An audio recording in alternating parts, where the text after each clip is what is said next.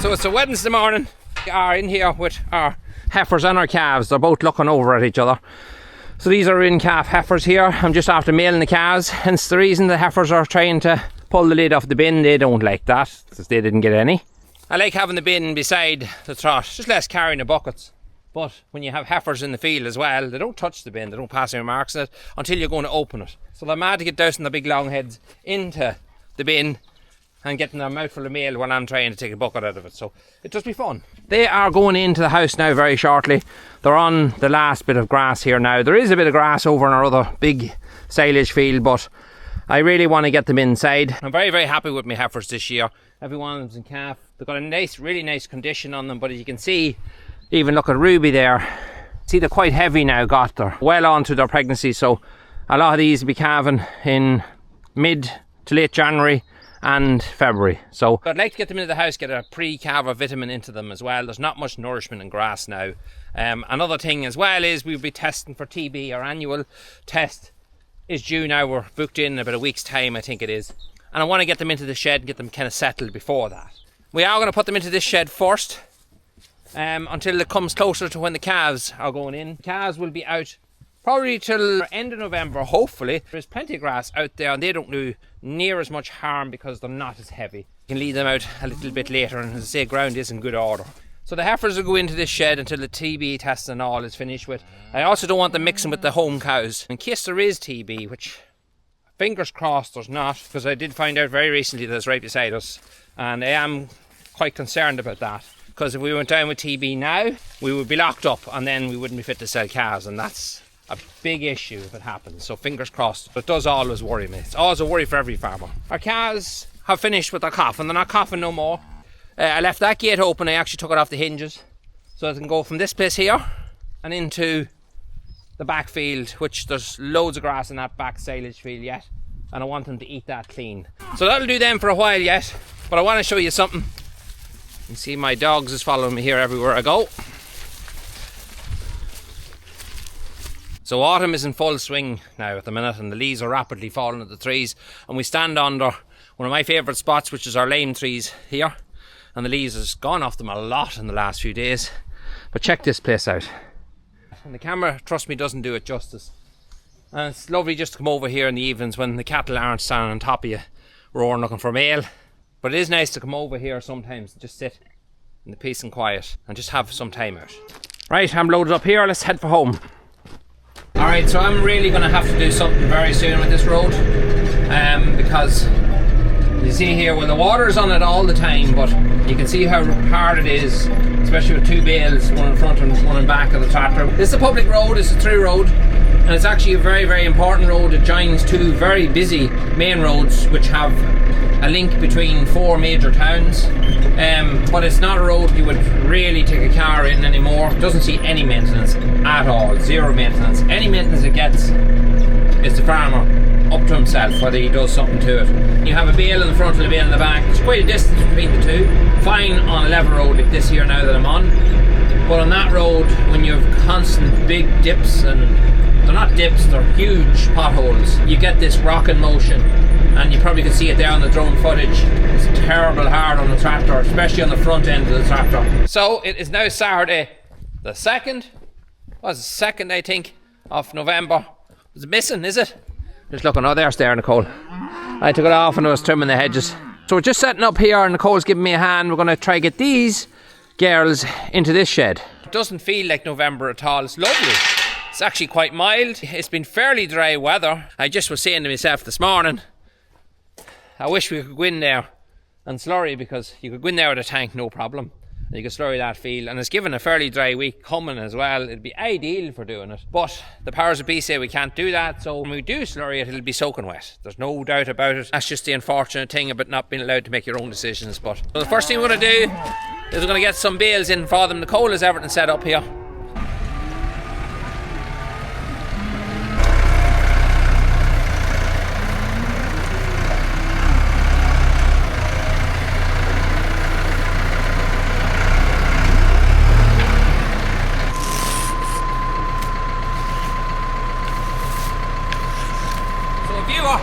Told me to open the bale like this, and that way you don't have to jump off the tractor 2 times. take the wrap off when you lift it with that there. It was a good idea, it just never came to me before. I do it that way now and it's much, much easier. You were dead right. So all I do now is I open it. Right there. Peel it back. I can just pick it up, I can peel the whole thing off all in one go and it's less hassle for me.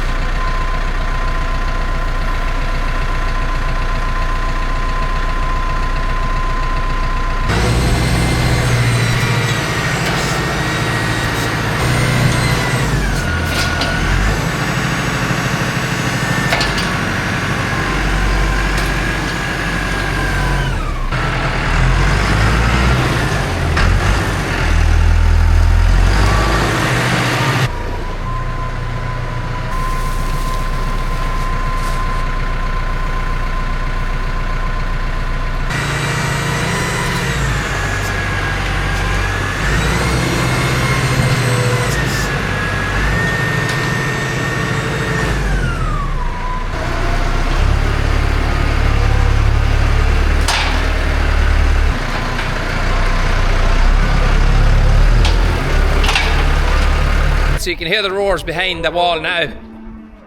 Yeah, they can smell it. And I wouldn't blame them, it smells nice. I don't know if the camera picks it up, but it's lovely colour. It's lovely silage. I'm really, really happy with that second cut. So just want to check these drinkers real quick. Yeah, working. Nice, see, missing a bolt there. If I don't replace that bolt and even that one that's loose, what'll happen is they'll itch again that. And that will break just right off there. So I'll get 4 new bolts for that drinker. Probably have to do the very same down here for this one. Let's see. No, it's tight, so it's alright. But the valve isn't working right. Okay, so it's only slightly working. Alright, so it only works a certain way, so I'll probably have to take that valve apart and change it too. So our bushes are still up. I'm afraid this will probably be the last year. I hope they work this year. But I was told not to change them till I've done 4 years, so this is the 4th year now, but I have a feeling that the benefit of them is probably gone. That's male holly, by the way. It's the holly that has no berries on it, in case anybody's asking. It's just keep ringworm away from cattle, and I have to say, it worked. It has definitely worked. So the trick here, and I just stuck a drone up to give you a better idea of what I'm doing, is to get them to follow me over here. And that way they'll be out of this corner, and then hopefully come walking backwards, back towards this gate, and they'll follow me straight out. So, Nicole, I'm going to close this gate for a minute. You open the gate when I go over. You can see now the way they are. They're starting to tramp now, and we don't want that. Well, they're very obliging anyway. Yes. They pull the trousers, yeah? Successes. Successes. Good out, Ruby. Tried to spread some of our nice stuff on top of me. Come on, come on, come on. Oh, just go down the gate, go down the lane a wee bit. Come on. Now you see what I'll do. It's all about tricking them. I'm going to run right around the house and come in behind them. It's all a bit of trickery. I have to keep it real quiet now.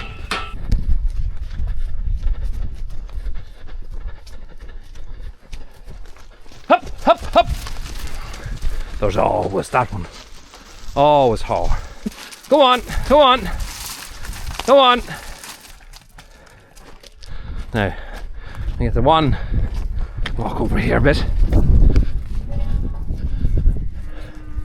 Hey, hey, hey! Go on, how'd you get? She didn't mean that, but it worked to their advantage, that's all that matters. Yes, sir.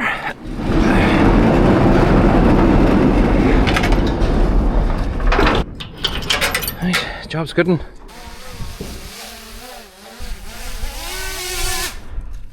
Alright, well that drone was a waste of time putting up because it recorded nothing. I forgot to put an SD card in it, and they do have a wee bit of internal storage, but it's worth nothing. It recorded about 10 seconds of footage that we're doing nothing. So, but besides that, that's it, they're in. And they remember the house, and look at wolfing straight into the silage, which is great to see. It's only when I see them up in here, I have a look at the top rail, and if you look there yourself, they're very, very even. There's one of the youngest ones there. This one here was always a very small heifer. Couldn't understand why she was so small in the rest of them, because she certainly wasn't the youngest. She's 1010. I talked a bit her on the channel before. Very, very small heifer, never grew very well. Always thought that maybe there was something wrong with her, but I can thankfully say that the last 3 to 4 months, she just flew up. It just all of a sudden is like as if she kicked into gear and she filled out. She's in calf and she's every bit as big as the rest of them now. Not just maybe as big as this big brute beside her, and she's one of the biggest, but she's not far off, you can see there, and she'll continue to grow. I left her a little bit later to serve, just to give her the chance to grow a wee bit more, and I think that worked out in our favour. And Nicole's just way off there now to feed the calves. These heifers will be in this house probably for about 2, maybe 3 weeks at the most. I do want to get them home because I want to get them into the main shed and I want to be fit to walk through them. By walking through them here anyway, I'll be over probably twice a day, but I like to get them at home and I like to just get them familiar with their surroundings. I do walk them through the milking parlour as well, just to get them used to that. I do pull a bit of mail and just open the doors and leave them be, let them walk through at their ease. Also do turn on the machine as well and just run the machine and just basically get them used to the milking parlour, and that way when they do calve, it's not just a big shock to them. Anyway, let's go home, tackle the next job. So the next job we need to do is start getting our calving units ready, or our calf units, not our calving units. I'm a wee bit behind this year. It's been just a different sort of year for us, but it's left me a wee bit behind on some of the jobs I'd normally have done long ago, and one of the things I haven't done, although they're all swept out and cleaned out roughly, I haven't got a chance to power wash these out. And it's hard to believe how close we're getting now to calving season. So we need to get it washed out now so I can disinfect it a couple of times to wipe out any bugs and things that might be in the house.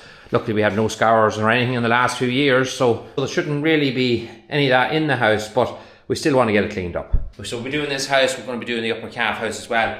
And what I'm doing, I'm going to do down the whole crush because we also have a TB test coming on Wednesday. It's going to be a busy week for us. So I want to get this knocked out now.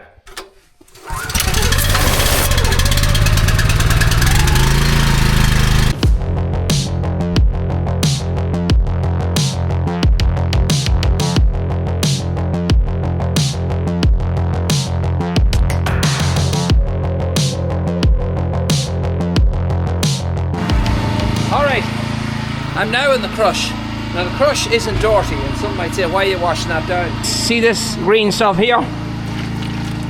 That's like a bottle. And I don't want any of my cattle falling. That's the simplest reason why I'm washing it. I just want to get rid of this algae. I'm going to put down some hyperchloride and that'll get rid of that for the entire winter. Just safety for my cattle and nothing more. I'm not going to wash down the walls or nothing. I'm just going to wash down the floor. It'll take me 10 minutes. It'll definitely be worth doing.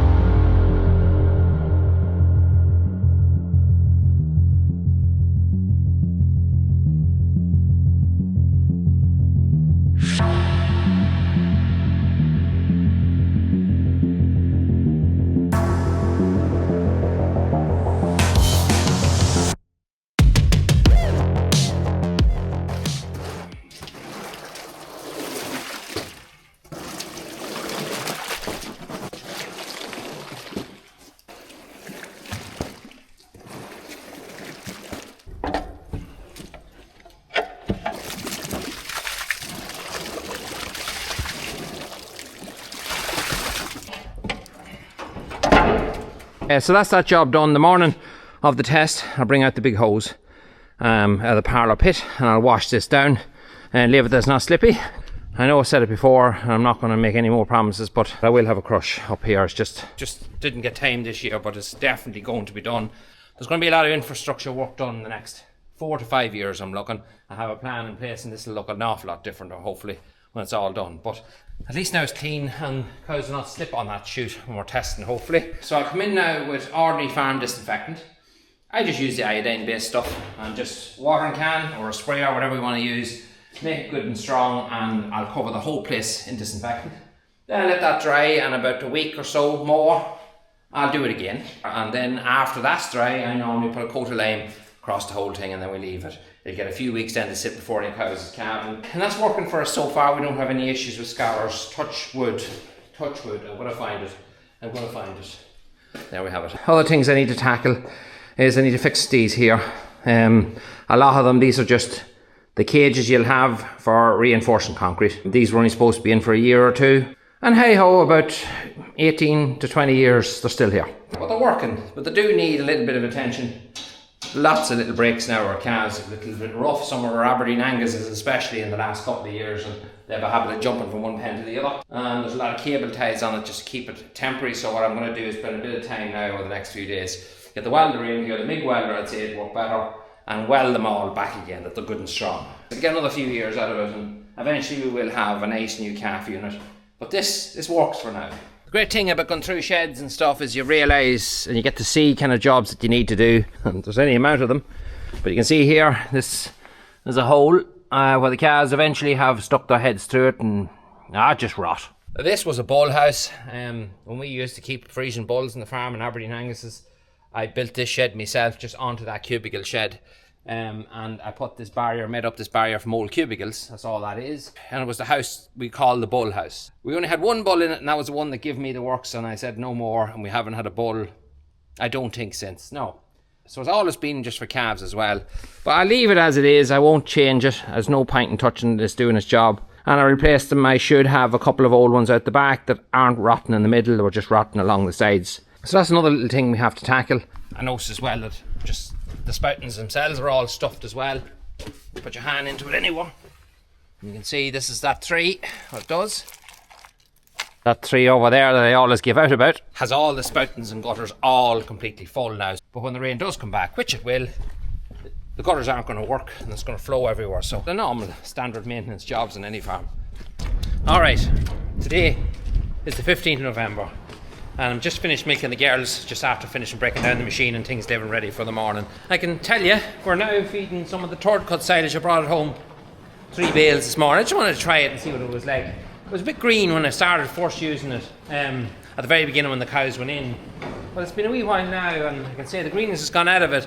It doesn't have the same smell the second cut has. It's a sweeter smell, and it's pretty much typical of September silage. And cows seem to love it. The heifers were kind of picky enough on it. They ate it all, but they were slower at eating it than the second cut. But as you can see there, they seem to love it. Time and tell. I want to end today's video, and I have to explain a few things. It's kind of inevitable that I explain them, so I'm going to keep it brief because it's not quite easy for me to talk about this. And I think a lot of you might have seen my posts on Instagram and Facebook last week about what's happening with my dad. So last week was a very, very tough week. Very tough on us all, especially Thursday. Thursday was a day I'll never forget, and it's a day a lot of people will go through, and if you went through it you understand. I know there's young people who listen and watch these videos, so I'm not going to go into any details, and I don't want to anyway, but I can think you can generally understand. It was a bad day, but thankfully things did turn around, and my father started to pick up and started to chat and started to mingle in to a certain degree, and he was like that for a few days. Now the last couple of days he's quite tired, he sleeps quite a lot, and every day now for the past 13 or 14 days, I've lost track. I don't even know what day it is today. Friday, I think. So my routine now at the minute, I get up in the morning really early, I do my milking, I go over to the farm, I just do everything that needs to be done, the essentials only. And then I go to the hospital and I'm over there for around about 10 o'clock and I let my sister go home. And sometimes it's between my 2 sisters. I have 2 sisters and 2 brothers. There's 3 of us, not 3 brothers, but I have 2 brothers and they help out at night. But I try to get over about 10 o'clock and I stay there till about 4:30, 5 o'clock. And I sit with Dad every day. I'm really privileged to get that time to sit with him, and it catches up with you and you get very tired very quickly. There's still time that's very precious to me. I will be falling behind on a lot of work. We didn't do the TB test. We had to call it off. There was no way we could do it. So our herd is now technically restricted, but I don't mind. I have nothing to sell. We'll do it when the time is right. And everybody has been cool about that. I also have cows dried off, just trying to do bits and pieces at night when I'm home. We still have a lot of cows that are should be dried off by now, and dosing and clipping and all the stuff that has to be done, but it's just going to have to wait a little bit. I might take this Sunday and the girls will help me, and we'll just start really early in the morning and we'll do a full day's work and just try to catch up and all that kind of stuff, and just the important stuff, just make sure it's took care of. I have to say a big thanks to all the nurses and all the doctors and all the kitchen staff, the helpers, the cleaners, everybody. Do you know what? Because they're all have done their part and treated us really well and treated Dad really well, and you know, I really appreciate that. We all appreciate that as a family. So that's why there was no video last Sunday, and I don't know what way my videos will be for the rest of this month, so we'll just play it by ear and see how things are going. There's a couple of things I also want to say as well. I want to say a massive thank you to everybody who sent us messages. I want to thank all the people who has rang, and you know, it all helps. Believe it or not, it all helps. But I do take a little bit of time at night and I do read them. Another person at night, especially when I come home. Last week was difficult when I come home because being on the farm, I didn't want to be on the farm and things were different, and again, you might get what I'm saying. And I have a great wife, Sinead. I can't thank her enough because she's been my rock and has definitely been a huge backbone for me to keep ploughing on. And Dad himself has warned me a few times to make sure that I don't fall behind on work and just keep the thing going, keep the videos going as well. Also asked me, is there any lumps? He keeps saying, is there any lumps? Because he knew we were due a TB test, and many times I've told him before, I've said on the channel, I will not check them. There's no point in worrying yourself about stuff you can't change. Tough times lay ahead for us, there's no doubt about it. But we will soldier on, because we must, like anybody else. Another thing that happened was on Thursday night, I was kind of on my own in a spot, and two young lads came up and the nurse caught them and pulled them back, and thankfully they did. I wouldn't want anybody to see that. Apparently they're two farming fanatics. Their names is Tommy and Danny Daly. I hope I got that right. I asked the nurse the day after, if you ever see them two lads again, get them to write their name down and I'll give them a shout out. Although I don't never do shout outs because I want to be fair to everybody else. You two guys, especially the situation we were in, I want to just give you a shout out. So if you ever see me again anywhere, don't be afraid to come up, and I'll more than happily greet you and spend a bit of time and have a chat. So the plan at the moment is a fingers crossed, toes crossed, that possibly on Monday, today is Friday, Dad might come home and we'll be fit to care for him here at home. Really love if that happened. At the minute we're just taking every day as it comes, and that's the way things sit. Thanks for your understanding, look after yourselves, and we'll see you in the next one.